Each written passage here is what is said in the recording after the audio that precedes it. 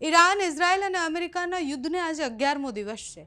આ યુદ્ધની શરૂઆત થઈ એના પછી યુદ્ધ ધીરે ધીરે વધારે આક્રમક બન્યું અને હવે ડોનાલ્ડ ટ્રમ્પ એવું કહી રહ્યા છે કે ટૂંક જ સમયમાં યુદ્ધ સમાપ્ત થઈ જવાનું છે. કેમ આ વાત કરી રહ્યા છે? રાષ્ટ્રપતિ ડોનાલ્ડ ટ્રમ્પ ગઈકાલે મીડિયા સાથે વાતચીત કરી રહ્યા હતા, જેમાં તેમણે એવું કહ્યું કે તહેરાનની કમ્યુનિકેશન સિસ્ટમ, તેમની નેવી સંપૂર્ણપણે નાશ પામી ગઈ છે. આ ઉપરાંત ઈરાનની વાયુસેના અને મિસાઇલ સિસ્ટમ પણ ધ્વસ્ત થઈ ગઈ છે. તેમના ડ્રોન દરેક જગ્યાએ તોડી પાડવામાં આવ્યા છે.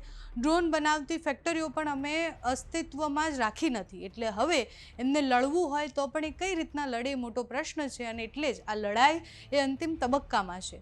ઈરાન પાસે હવે પ્રતિકાર કરવાની ક્ષમતા બચી જ નથી. બાદમાં તેમણે ઈરાનને ચેતવણી આપતા એવું પણ કહ્યું કે ઈરાને હવે કોઈ પ્રકારની ચાલાકી કે નવી હરકત કરવાની કોશિશ કરી તો તેઓ આ દેશનો અંત લાવી દેશે, પછી તેનું નામો નિશાન પણ નહીં રહે. એ વાત ડોનાલ્ડ ટ્રમ્પ દ્વારા કરવામાં આવી. ડોનાલ્ડ ટ્રમ્પ યુદ્ધની શરૂઆત થઈ ત્યારથી જ આ પ્રકારની ધમકીઓ આપતા રહ્યા છે. આ બધાની સામે ઈરાન જવાબ આપે એ પણ જરૂરી હતું, કારણ કે યુદ્ધ બંને બાજુથી જ્યારે ચાલી રહ્યું છે ત્યારે ઈરાન સ્પષ્ટ એવું કહે છે કે અમે અમેરિકા સાથે વાતચીત કરવા માટે તૈયાર જ નથી. Irani Islamic revolutionary guard corps એટલે IRGCએ એવું કહ્યું છે કે યુદ્ધ ક્યારે સમાપ્ત થશે એ અમેરિકા નક્કી નહીં કરે.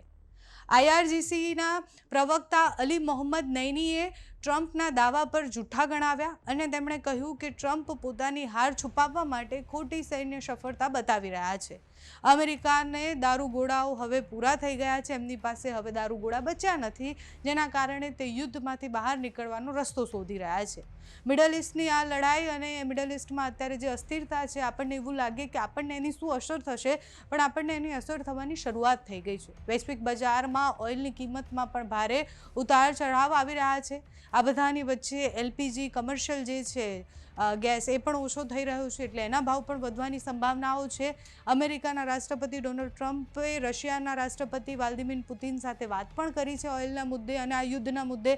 એટલે જ્યારે ડોનાલ્ડ ટ્રમ્પ પુતિન સાથે વાત કરતા હોય ત્યારે પણ એક નવો વળાંક વૈશ્વિક લેવલ પર આવી શકે એવું દેખાઈ રહ્યું છે. ટ્રમ્પ હવે આ યુદ્ધમાં પોતાની તરફ કેટલા દેશોને કરી શકે છે, આગળ વૈશ્વિક નીતિમાં શું બદલાવ લાવે છે, જોવાનું રહ્યું. તમારું આ વિષય પર શું માનવું છે અમને કમેન્ટ્સમાં જણાવજો. અત્યારે આ વિડીયોમાં બસ આટલું. જો તમે અમને YouTube પર જોઈ રહ્યા હોય તો સબસ્ક્રાઇબ કરજો, ફેસબુક પર જોઈ રહ્યા હોય તો ફોલો કરજો, અમારા વિડીયોને લાઇક અને શેર કરજો.